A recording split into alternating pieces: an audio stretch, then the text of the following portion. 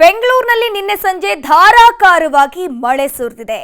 ಇದರ ಪರಿಣಾಮವಾಗಿ ಬೆಂಗಳೂರಿನಲ್ಲಿ ಮರಣ ಮಳೆಗೆ ಒಟ್ಟು 10 ಮಂದಿ ಸಾವನ್ನಪ್ಪಿದ್ದಾರೆ. ಧಾರಾಕಾರವಾಗಿ ಬಿರುಗಾಳಿ ಸಹಿತ ಭಾರಿ ಮಳೆಯಾಗಿತ್ತು ನಿನ್ನೆ ಸಂಜೆ. ಒಟ್ಟು 10 ಜನರ ಸಾವಾಗಿರೋದು. ಓವರಾಲ್ ಆಗಿ ಬೌರಿಂಗ್ ಆಸ್ಪತ್ರೆ ಬಳಿ ದುರಂತದಲ್ಲಿ 7 ಜನರು ಕಾಂಪೌಂಡ್ ಕುಸಿದು ಸಾವನ್ನಪ್ಪಿದ್ದಾರೆ. ಶಿವಾಜಿನಗರದಲ್ಲೇ ವಿದ್ಯುತ್ ಶಾಕ್ಗೆ ಯುವಕ ಸಾವನ್ನಪ್ಪಿದ್ದಾನೆ. ಶಾಪಿಂಗ್ ಅಂತ ಬಂದಿರ್ತಾನೆ, ಇಲೆಕ್ಟ್ರಿಕ್ ಶಾಕ್ ಹೊಡೆದು ಆತ ಸಾವನ್ನಪ್ಪಿದ್ದಾನೆ. ಜೆಪಿ ನಗರದಲ್ಲೂ ಕೂಡ ಕರೆಂಟ್ ಶಾಕ್ಗೆ ಯುವಕ ಸಾವನ್ನಪ್ಪಿರೋದು. ಇತ್ತ ಕಸ್ತೂರ್ಬಾ ನಗರದಲ್ಲಿ ತಗಡು ಶೀಟ್ ಬಿದ್ದು ಯುವಕ ಸಾವನ್ನಪ್ಪಿದ್ದಾನೆ. ನಗರದಲ್ಲಿ 150ಕ್ಕೂ ಹೆಚ್ಚು ಅಧಿಕ ಮರಗಳು ಧರಾಶಾಹಿಯಾಗಿದೆ. ಜೆಪಿ ನಗರದಲ್ಲಿ ಕರೆಂಟ್ ಶಾಕ್ಗೆ, ಕಸ್ತೂರ್ಬಾ ನಗರದಲ್ಲಿ ಶೀಟ್ ಬಿದ್ದು, ಅದರ ಜೊತೆಗೆ ಶಿವಾಜಿ ನಗರದಲ್ಲೇ ಕರೆಂಟ್ ಶಾಕ್ ಹೊಡೆದು ಒಟ್ಟು 3 ಜನರ ಸಾವಾಗಿದೆ. ಅದರ ಜೊತೆಗೆ ನಿನ್ನೆ ಸಂಜೆ ಕಾಂಪೌಂಡ್ ಕುಸಿದು, ಬೌರಿಂಗ್ ಆಸ್ಪತ್ರೆಯ ಕಾಂಪೌಂಡ್ ಕುಸಿದು 7 ಮಂದಿ ಸಾವನ್ನಪ್ಪಿದ್ರು. ಇನ್ನು ಹಲವಾರು ಮಂದಿ ಗಾಯಗೊಂಡು ಆಸ್ಪತ್ರೆ ಪಾಲಾಗಿದ್ದಾರೆ. ಸೊ ನಿನ್ನೆಯ ಒಂದು ಮರಣ ಮಳೆಗೆ 10 ಮಂದಿಯ ಸಾವಾಗಿರೋದು ಬೆಂಗಳೂರಿನಲ್ಲಿ.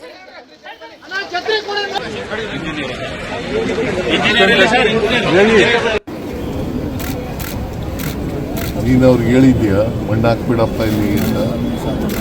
ಸರ್ ಅವ್ರು ಒಳಗಡೆ ಪ್ರಿಮಿಸಸ್ ಒಳಗಡೆ ಆದ್ರೂ ನೀನು ಹೋಗ್ಬಾರ್ದು ಅಂತ ಇದೆಯಾ, ನೋಡ್ಬಾರ್ದು ಅಂತ ಇದೆಯೇ? ಕಾರ್ಪೊರೇಷನ್ ಇಂಜಿನಿಯರ್ ನೀನು ಬಂದು ನೀವು ಒಳಗಡೆ ಹೋಗ್ಬಾರ್ದು ಅಂತ ಹೀಗೆ ಮಣ್ಣು ಹಾಕ್ತಾ ಇದ್ರು. ಆ ಮಣ್ಣು ಹಾಕೋದ್ರಿಂದ ಡ್ಯಾಮೇಜ್ ಆಗುತ್ತೆ ಅಂತ ಗೊತ್ತಾಗ್ಬೇಕಲ್ವ ನಿಮಗೆ?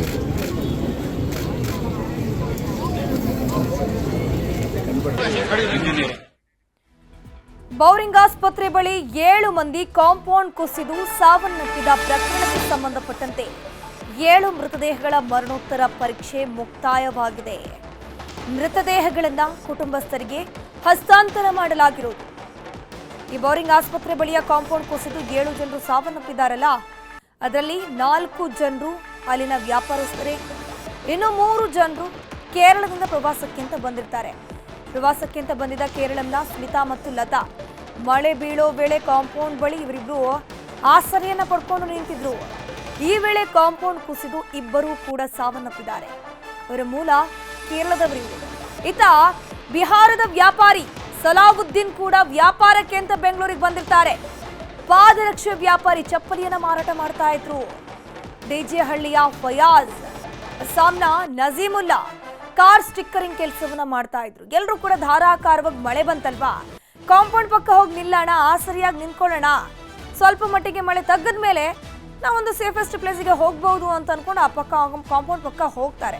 ಬಟ್ ಅನ್ಫಾರ್ಚುನೇಟ್ಲಿ ಏನಾಗಿದೆ, ಆ ಕಾಂಪೌಂಡ್ ಮಣ್ಣಿನ ಸಮೇತ ಕುಸಿದು ಬಿದ್ದಿದೆ. ಸೊ ಇಮಿಡಿಯೇಟ್ಲಿ 7 ಜನರೇನಿದ್ದಾರೆ ಆ ಕಾಂಪೌಂಡ್ನ ಒಳಗೆ ಸಿಕ್ಕಾಕೊಳ್ತಾರೆ, ಸಾವನ್ನಪ್ತಾರೆ. ಇನ್ನೂ ಹಲವು ವ್ಯಾಪಾರಿಗಳಿಗೂ ಕೂಡ ಗಾಯಗಳಾಗಿದೆ. ಅವರನ್ನು ಆಸ್ಪತ್ರೆಗೆ ಅಡ್ಮಿಟ್ ಮಾಡೋ ಕೆಲಸ ಆಗಿದೆ. ಸ್ಪಾಟ್ಗೆ CM Siddaramaiah, DCM DK Shivakumar ಕೂಡ ಬಂದಿದ್ದಾರೆ.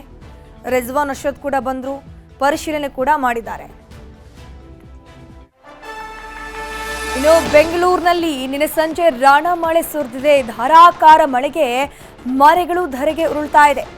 ನಗರದ ವಿವಿಧ ಕಡೆ ಬರೋಬ್ಬರಿ 170ಕ್ಕೂ ಅಧಿಕ ಮರಗಳು ಧರೆಗೆ ಉರುಳಿರುವಂಥದ್ದು. ಇತ ಕೆಆರ್ ಸರ್ಕಲ್ ಬಳಿ ರಸ್ತೆ ಮೇಲೆ ಬೃಹತ್ ಮರವೊಂದು ಬಿದ್ದಿದೆ. ಸಿಎಂ ಗೃಹ ಕಚೇರಿ ಕೃಷ್ಣ ಬಳಿ ಕೂಡ ಭಾರಿ ಅವಾಂತರ ಆಗ್ತಾ ಇರೋದು. ಕುಮಾರಕೃಪಾ ರಸ್ತೆ ಮೇಲೆ ಬೃಹತ್ ಮರ ಬಿದ್ದಿರೋದು. ರಸ್ತೆ ಮೇಲೆ ಬಿದ್ದಿರುವಂತಹ ಬೃಹತ್ ಕಂಬಗಳು. ನಿನ್ನೆ ಬಿರುಗಾಳಿ ಸಹಿತ ಭಾರಿ ಮಳೆಯಾಗಿತ್ತು, ಆಲಿಕಲ್ಲು ಮಳೆಯಾಗಿತ್ತು. ಇದರ ಪರಿಣಾಮವಾಗಿ 170ಕ್ಕೂ ಹೆಚ್ಚು ಕಡೆಯಲ್ಲಿ 170ಕ್ಕೂ ಹೆಚ್ಚು ಮರಗಳು ಬಿದ್ದಿರೋದು. ರಾತ್ರೋರಾತ್ರಿ ಕಂಬಗಳ ತೆರವು ಕೂಡ ಕಾರ್ಯಾಚರಣೆಯಾಗಿದೆ. ಕುಮಾರಕೃಪಾದ ರೈಲ್ವೆ ಪ್ಯಾರಲಲ್ ರಸ್ತೆಯಲ್ಲೂ ಕೂಡ ಅವಾಂತರ ನಡೆದು ಹೋಗಿದೆ. ವಾಹನಗಳ ಮೇಲೆ ಹಲವು ಮರಗಳು ಮುರಿದು ಬಿದ್ದಿವೆ. ನಿನ್ನೆಯ ಒಂದು ರಣಮಳೆಯಿಂದಾಗಿ ಸಾವು ನೋವುಗಳ ಜೊತೆಗೆ ಸಾಕಷ್ಟು ಆಸ್ತಿ ಪಾಸ್ತಿಗೂ ಹಾನಿಯಾಗಿದೆ. ಸಾಕಷ್ಟು ವೆಹಿಕಲ್ಗಳ ಮೇಲೆ ಮರಗಳು ಬಿದ್ದಿರುವಂಥದ್ದು. ಇದ್ರ ಬಗ್ಗೆ ಹೆಚ್ಚಿನ ಮಾಹಿತಿ ನೀಡ್ತಾ ಹೋಗ್ತಾರೆ ನಮ್ಮ ಪ್ರತಿನಿಧಿ ಮುನಿರಾಜು. ದೂರವಾಣಿ ಸಂಪರ್ಕದಲ್ಲಿ ಜಾಯಿನ್ ಆಗಿದ್ರೆ ಮುನಿರಾಜು, ನಿನ್ನೆ ಕಾಂಪೌಂಡ್ ಕುಸಿದು ದುರಂತ ನಡೆದಿದೆ. ಒಟ್ಟು ಎಷ್ಟು ಸಾವಾಗಿದೆ, ಎಲ್ಲೆಲ್ಲಿ ಅನಾಹುತಗಳಾಗಿದೆ? ಧನುಶ್ರೀ ನಿನ್ನೆ ಸುರಿದಂತ ಒಂದು ಧಾರಾಕಾರ ಮಳೆಯಿಂದಾಗಿ ನಗರದಲ್ಲಿ ಒಂದು ಭಾರಿ ಹವಾಂತರವೇ ಸೃಷ್ಟಿಯಾಗಿರುವುದು. ಇನ್ನು ಈ ಒಂದು ಮಳೆಯಿಂದಾಗಿ ಸುಮಾರು 10ಕ್ಕೂ ಹೆಚ್ಚು ಮಂದಿ ಸಾವನ್ನಪ್ಪಿರುವಂತಹ ಒಂದು ಘಟನೆ ಕೂಡ ಈಗ ಬೆಳಕಿಗೆ ಬರ್ತಾ ಇದೆ. ಏನು ಒಂದೇ ಕಡೆ ಅಂದ್ರೆ ಶಿವಾಜಿನಗರ ಒಂದು ಬೋರಿಂಗ್ ಆಸ್ಪತ್ರೆ ಏನಿದೆ ಆ ಒಂದು ಕಾಂಪೌಂಡ್ ಕುಸಿದ ಸುಮಾರು 7 ಮಂದಿ ಸಾವನ್ನಪ್ಪಿದ್ರೆ ಮತ್ತೆ ಬೇರೆ ಬೇರೆ ಸ್ಥಳಗಳಲ್ಲಿ 3 ಕೂಡ ಸಾವನ್ನಪ್ಪಿದ್ದು ಒಟ್ಟು 10 ಮಂದಿ ಸಾವನ್ನಪ್ಪಿರುವಂತಹ ಒಂದು ದುರ್ಘಟನೆ ನಿನ್ನೆ ನಡೆದಿರುವುದು. ಮತ್ತೆ ಇದೇ ವೇಳೆ ಬೆಂಗಳೂರಿನಾದ್ಯಂತ ಸುಮಾರು 100ಕ್ಕೂ ಹೆಚ್ಚು ಕಡೆಗಳಲ್ಲಿ ಒಂದು ಮರಗಳು ಕೂಡ ಬಿದ್ದಿರೋದ್ರಿಂದ ಸಾಕಷ್ಟು ಒಂದು ದೊಡ್ಡ ಮಟ್ಟದ ಒಂದು ಹಾನಿ ಕೂಡ ಆಗಿದೆ. ಇದರಲ್ಲಿ ಸಾಕಷ್ಟು ಕಡೆ ವಾಹನಗಳು ಮತ್ತೆ ಬೇರೆ ಅಂಗಡಿ ಮುಂಗಟ್ಟುಗಳು ಮತ್ತೆ ಬೇರೆ ಬೇರೆ ವಸ್ತುಗಳು ಕೂಡ ಈಗ ಹಾನಿಗೆ ಒಳಗಾಗಿದ್ದು ಈಗ ಬೆಳಗಿನ ಜಾವ ಅದನ್ನ ಪರಿಶೀಲನೆ ಮಾಡುವಂತ ಕೆಲಸವನ್ನು ಕೂಡ ಈಗ ಜಿಬಿಎ ಅಧಿಕಾರಿಗಳು ಮಾಡಬೇಕಾಗಿದೆ. ಏನು ನಗರದ ಬಹುತೇಕ ಕಡೆಗಳಲ್ಲಿ ದೊಡ್ಡ ದೊಡ್ಡ ಮರಗಳು ಕೂಡ ಧರೆಗೆ ಉರುಳಿ ಬಿದ್ದಿರೋದ್ರಿಂದ ಕಾರು ಮತ್ತೆ ಬೈಕ್ಗಳು ಕೂಡ ಜಖಮ್ ಆಗಿದ್ದಾವೆ. ಮತ್ತೆ ಈಗಾಗಲೇ ಏನು ನೆನ್ನೆ ಶಿವಾಜಿನಗರ ಒಂದು ಕಾಂಪೌಂಡ್ ಕುಸಿತ ಏನಾಗಿತ್ತು ಈ ಒಂದು ಪ್ರಕರಣಕ್ಕೆ ಸಂಬಂಧಪಟ್ಟಂತೆ ಈಗಾಗಲೇ ಕಮರ್ಷಿಯಲ್ ಪೊಲೀಸ್ ಠಾಣೆಯಲ್ಲಿ ಒಂದು ಅಸಹಜ ಸಾವು ಪ್ರಕರಣ ಕೂಡ ದಾಖಲಾಗಿದೆ. ಮತ್ತೆ ರಾತ್ರಿ ಇಡೀ ಸುಮಾರು 7 ಮೃತದೇಹಗಳ ಒಂದು ಮರಣೋತ್ತರ ಪರೀಕ್ಷೆ ಕೂಡ ನಡೆದಿದ್ದು ಈಗಾಗಲೇ ಎಲ್ಲಾ ಮೃತದೇಹಗಳನ್ನ ಅವರ ಪೋಷಕರಿಗೆ ಒಂದು ಹಸ್ತಾಂತರ ಮಾಡುವಂತ ಪ್ರಕ್ರಿಯೆ ಕೂಡ ಆಗಿರೋದು. ಎಲ್ಲರೂ ಕೂಡ ಒಂದು ವ್ಯಾಪಾರ ಮಾಡುವಂತವ್ರು ಮತ್ತೆ ಪ್ರವಾಸಕ್ಕೆ ಅಂತ ಬೆಂಗಳೂರಿಗೆ ಬಂದಂತವ್ರು ಮತ್ತೆ ಬೇರೆ ಬೇರೆ ಒಂದು ಕೂಲಿ ಕೆಲಸ ಮಾಡುವಂತ ವರ್ಗದ ಒಂದು ಜನರೇ ಕೂಡ ಅಲ್ಲಿ ಸಾವಿಗೀಡಾಗಿರೋದ್ರಿಂದ ಅವರ ಒಂದು ಮರಣೋತ್ತರ ಪರೀಕ್ಷೆ ಕೂಡ ಈಗಾಗಲೇ ಆಗಿದೆ. ಎಲ್ಲರೂ ಮೃತದೇಹವನ್ನ ಈಗ ಪೋಷಕರಿಗೆ ಹಸ್ತಾಂತರ ಮಾಡಿ ಇದ್ರ ಬಗ್ಗೆ ಒಂದು ತನಿಖೆಯನ್ನು ಕೂಡ ಈಗ ಪೊಲೀಸ್ ಇಲಾಖೆಯಿಂದ ಕೈಗೊಳ್ತಾ ಇರುತ್ತದೆ.